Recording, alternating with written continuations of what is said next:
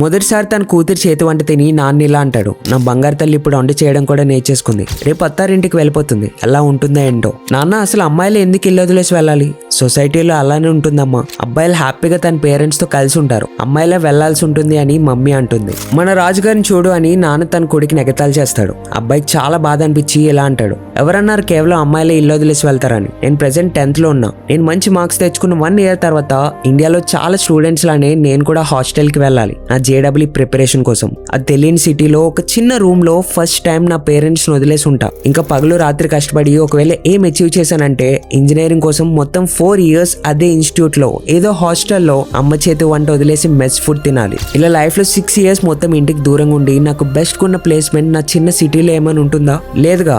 అబ్బాయిలకి అమ్మ బాగా గుర్తొస్తుంది కానీ చెప్పరు. ఇంకా నాన్న తిట్లు కూడా చాలా గుర్తొస్తాయి, ఎవరు దేని గురించి మాట్లాడరు. కానీ అబ్బాయిలు ఫ్యామిలీని వదిలి దూరంగా వెళ్ళినప్పుడు వాళ్ళ మనసు కూడా ఏడుస్తుంది.